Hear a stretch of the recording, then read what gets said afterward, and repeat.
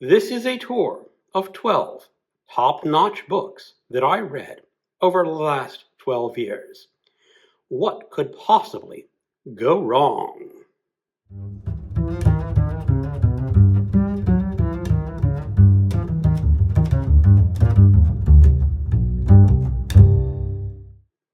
Hello, welcome to my channel.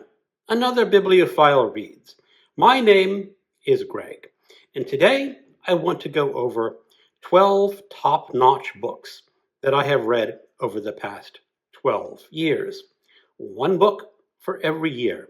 I'm not going to say that these books are necessarily the best book that I read in the year, because a lot of them have some very stiff competition. And if I had to put them together and made them go hand to hand, I'm not sure which one I'd pick.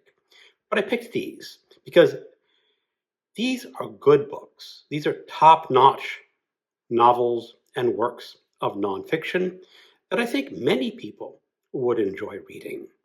So I'm going to start off with the year 2012 and end in 2024. Yes, I know, 2024 is not over, and I guess I could get a new favorite book coming up in these last 2 weeks. But the one that I picked for 2024 is still a top-notch book, which I think many people would like. In 2012, my choice is Hard Rain Falling by Don Carpenter. This is a crime noir novel set mostly around Portland, Oregon, about a down-and-out boy who goes to prison, gets out of prison, and just gets into more trouble. A really fantastic crime novel. I listened to the audiobook when I was commuting from Seattle, Washington, down to a little bit north of Tacoma, Washington. And I missed my bus stop to get off the train station because I was so engrossed listening to this crime story. 2013, Sometimes a Great Notion by Ken Kesey. Ken Kesey is, of course, more famously known for his novel, One Who Flew Over the Cuckoo's Nest. But this is another great novel. This was the last novel he wrote before he really got into LSD. And that's unfortunate. He did write interesting experiences about LSD, but I don't think that comes anywhere near to this novel. This is set in Oregon.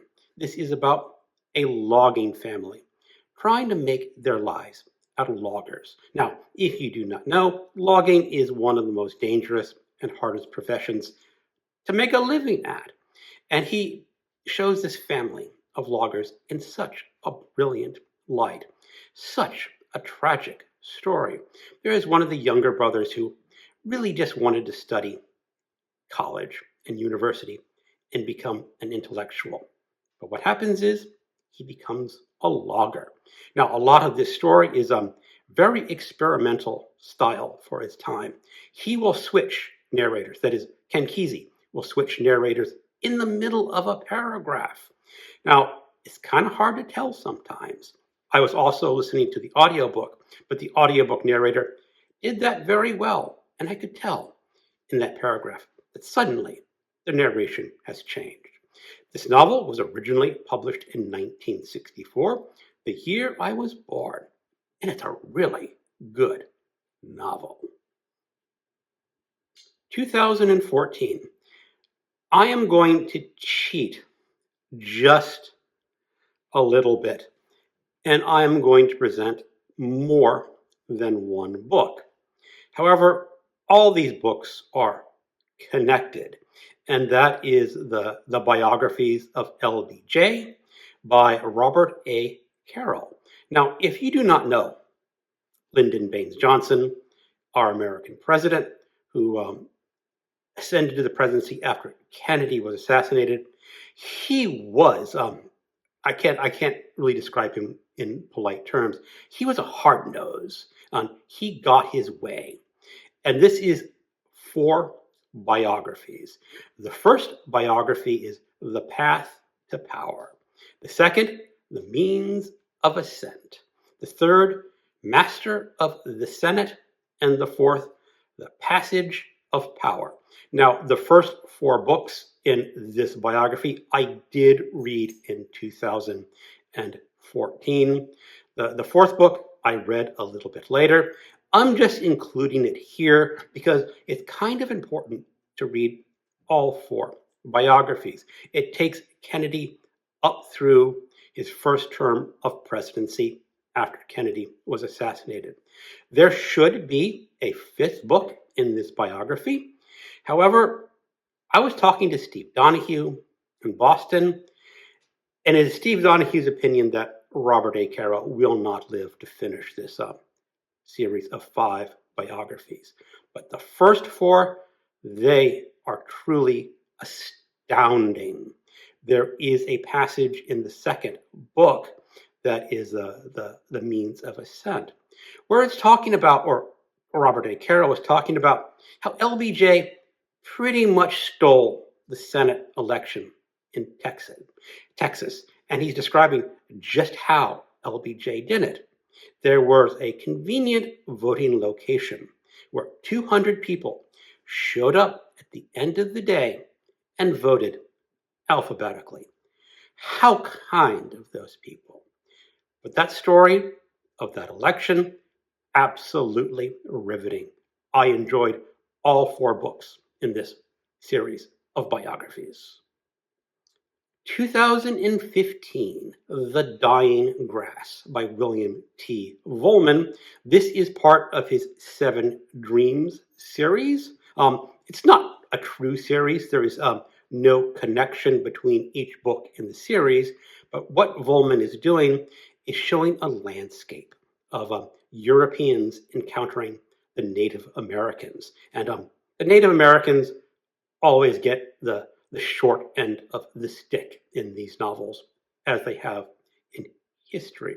But this is a 1,200-page novel of the Nez Perce Indians, who were promised a reservation someplace out east, something like Kentucky. I'm not quite sure, but they found gold on their reservation, so those Indians had to get off their reservation, and they were going to be sent out to the Pacific Northwest. That resulted in a Nez Perce War. And man, what a war. I mean, it's not a huge battle, of course, but of course the Nez Perce Indians went to war or being forced off what they consider their native homeland.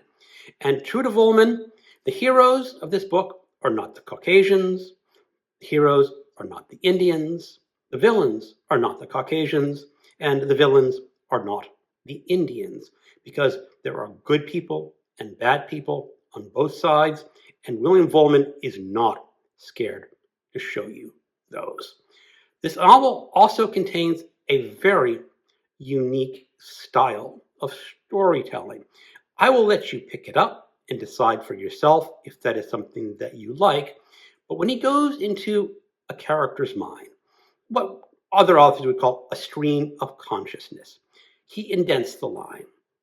But if that thought changes, he indents the line a second time, and then a third time, and so forth. So you get these streams of thought that I was quite captivated by. A really excellent book, but not for the faint of heart, because it is a huge book and a huge commitment. But I loved it. Secondhand Time, The Last of the Soviets by Svetlana Alexievich. Probably butchered that last line. She won the Nobel Prize in Literature. She does not write traditional nonfiction narratives.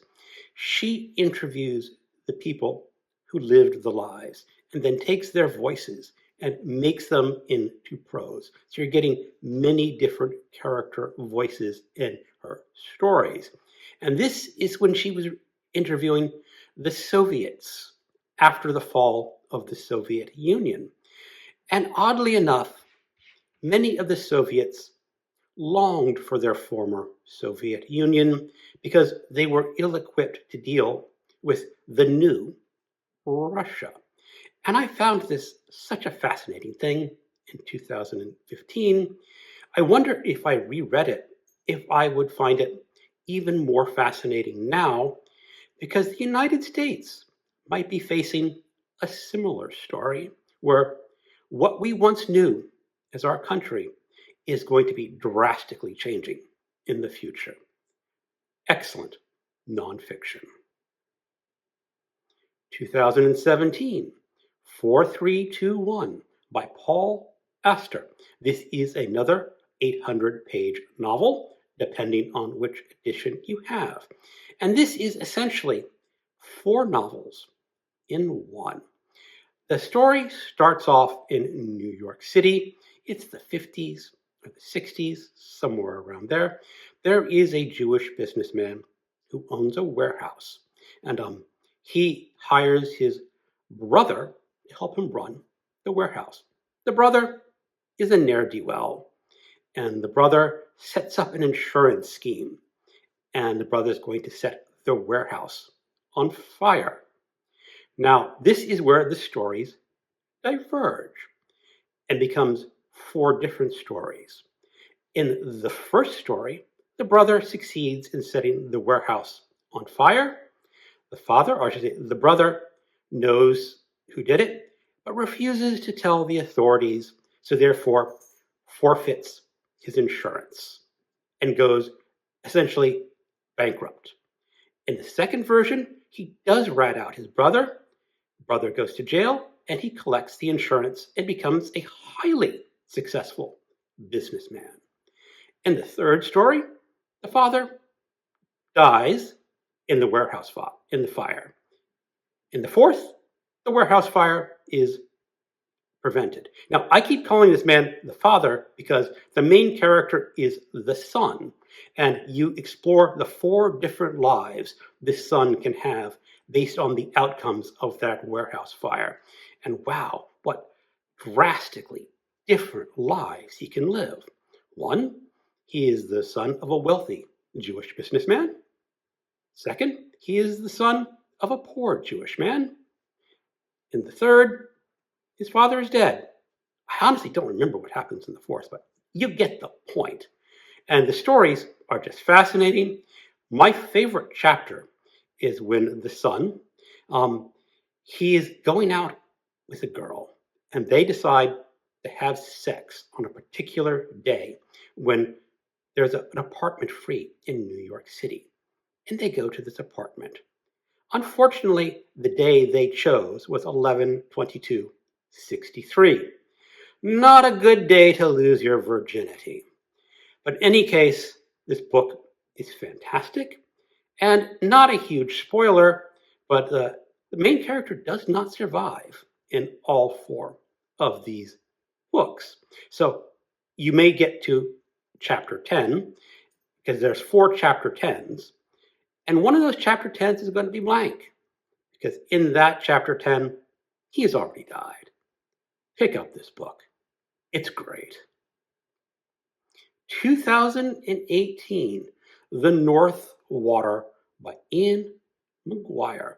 This is a historical novel set on a whaling ship in the 19th century.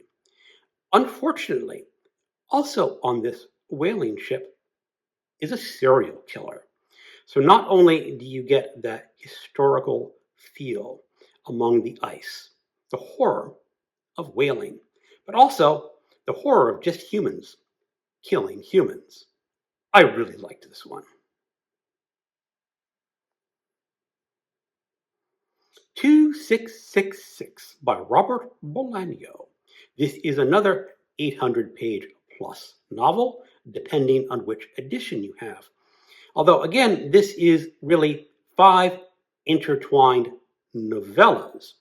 The first is about a German novelist. He's rather a recluse, but he's always being upheld as a potential for the Nobel Prize until he disappears. In another one of these novellas, there is a group of students who think they may have a lead of where this German novelist lives, somewhere in Mexico. So they have to go find out if he's really there or not. In another one of these novellas, perhaps the most disturbing piece of fiction I have read over the years, it describes a series of killings in the border city on Mexico, where women are just being slaughtered. And you will just get endless descriptions of women and how they were killed and what was done to their bodies before they were killed. Absolutely brutal. There is no kindness in that chapter. It's just death upon death upon death. And you have to ask yourself, why did the author do this? Why did he write this? And I don't know for sure, but these killings are based on real killings in Mexico. And I think the author is saying, look at all these women. Most of them were drug users or prostitutes. They're getting murdered. And no one seems to care. And as far as I know, no one cares to this day who murdered those women. A great novel, but very disturbing.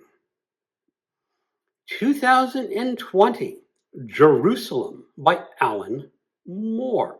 Alan Moore is more famously known for his graphic novels, but this is, again, a huge 1,200-page fantastic novel.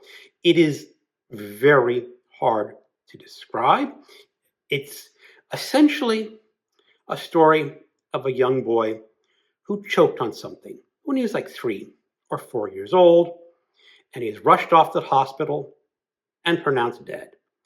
The doctors, however, were able to dislodge whatever in his throat and resuscitate him, therefore technically bringing him back from the dead. That's like 200 pages on. Then there's a whole huge middle section. I won't say about the middle section yet. There is another section when this boy, who's now a man, is out working in a yard. And he does something, it's like an electrical shock. And he sort of has this near-death experience again. And then you're told the story of what happened in this afterlife to this young boy. This alternate version of England that he goes to. And there's so much fascinating detail. In this novel, you will experience a play in its entirety. You will experience an epic poem. You will experience an invented form of English. A new version is, I believe, from James Joyce's Insane Sister is the character this language is based on. Such a fascinating detail. I remember, why am I so fascinated with this endless story of just details? But I loved it. If you can stand this book, if you can read the 1,200 pages, I think you will agree that this is just one top-notch novel. 2021, J.R. by William Gaddis. This novel won the National Book Award back in the 70s. It is 770 pages long. It is one continuous stream of text. There are no chapter breaks. If there is a scene change, the paragraph changes. And it is about 95% unattributed dialogue. That means one character is speaking, and you have a new paragraph, and the next character is speaking. He does not say, Joe said, J.R. said, William Bass said. You just have to know who's talking. But it is possible to know who's talking. It is that well written, that exactly written, that you can pick up on that. Now, essentially the plot is of a young boy. He's, I think, 12 years old. He is going to school in New York City, and he's decided there is a way to make a vast fortune just over a public telephone, calling in that he wants to buy a certain amount of stocks in this company that is failing badly. buys enough of those stocks that he kind of owns the company, even though he's not paid out 1 penny for these stocks. And then, with those near worthless stocks, he uses them to buy other failing companies, and so forth. So, about the middle of the book, this 12-year-old boy owns this vast portfolio of essentially worthless businesses, except that on paper, he's kind of a millionaire. And if a millionaire calls you and asks you to do something, you kind of do it for him, even though this boy doesn't have a penny to his name in reality. Now, there are many, many other characters other than this boy. There is a school teacher, a music teacher named Bast, who is in on the boy's scheme. He really does not want to have anything to do with this scheme, but he's going along with it because he's kind of broke himself. Fascinating book. One of my favorite scenes towards the end is the music teacher and JR are talking. The music teacher wants to give the boy an education because the boy has come up to him and says, "What's a subpoena?" Because, these businesses he supposedly owe a lot of money. But then the teacher says, "I want to teach you about music." So he plays on a cassette tape a cantata of Bach. The music teacher is very fond of Bach because Bach wrote some very beautiful music. However, it was sung in German. So he plays this cantata for JR. And he's saying, "JR, what are you hearing?" And JR's listening. And there's this thing called pareidolia. Pareidolia is when the mind interprets something that it cannot understand as something that it does understand.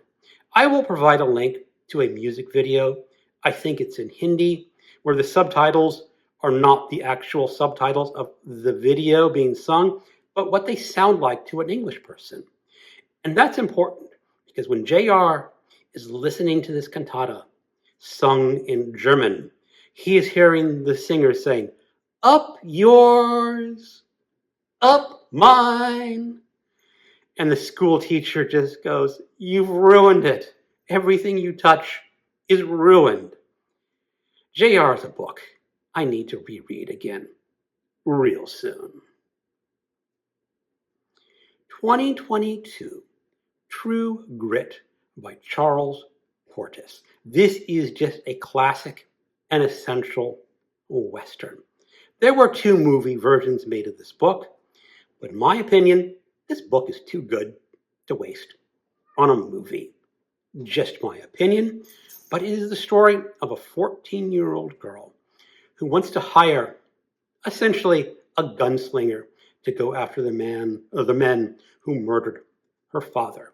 And she has to hire a man named Rooster Cogburn. And what a magnificent story this Western is. If you have never read a true Western, pick up True Grit and experience just what a Western story can do. I am also going to plug the audiobook version narrated by Donna Tartt. She is the author of The Secret History and The Goldfinch, but True Grit was an important book for her growing up, and she narrates this book to near perfection. 2023, The Fisherman by John Langan. This is a cosmic horror story. There is a narrator who lost his wife when he was still young, and to get over his grief, he started fishing, because fishing is a calming, peaceful activity, and you can reflect while fishing. And it helped ease the pain of his wife's death.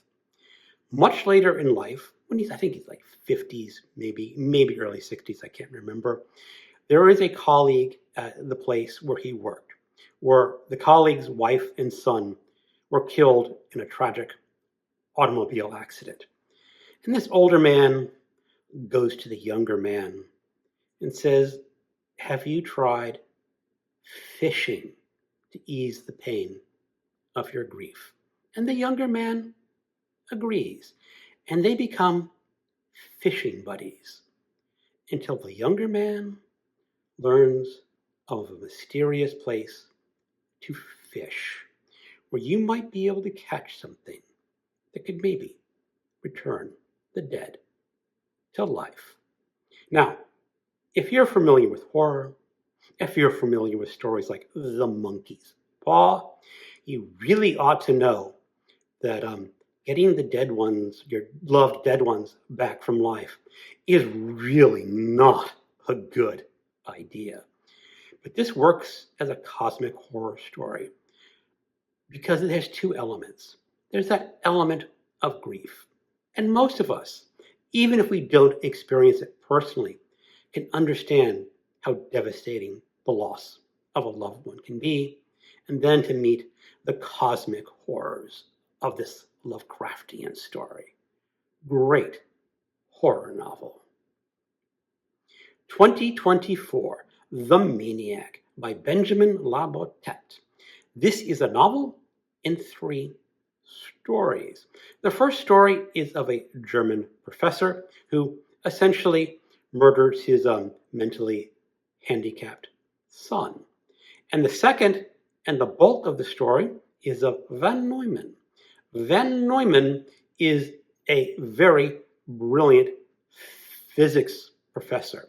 He essentially helped create the atomic bomb, and he's also the idea man behind von Neumann machines. Now, a von Neumann machine is an intelligent machine that can remake itself, but remake itself into a better machine than it was. Now, in reality, there are no von Neumann machines, but we have the idea of what it can be because of von Neumann. Now, the way this book is written, it's sometimes written like a biography.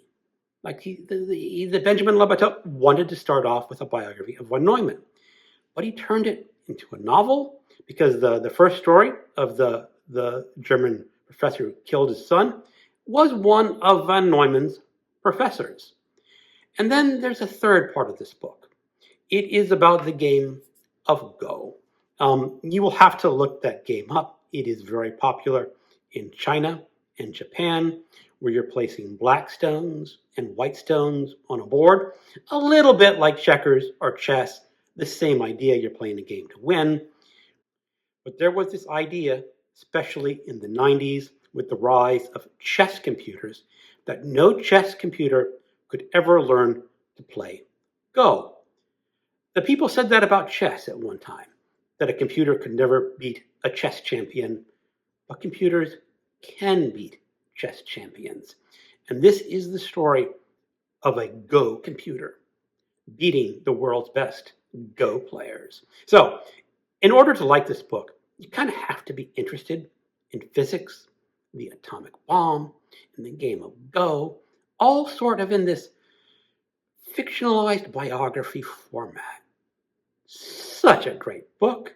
It was nominated for the Book 2 prize in fiction. It unfortunately did not go as far as I would have preferred. But if that story floats your boat, really pick it up. One of my best books of 2024. Okay, those were my 12 top-notch books that I read over the past 12 years. Hopefully, there is something on this list that will spark interest in you. Thank you for watching, and keep on reading.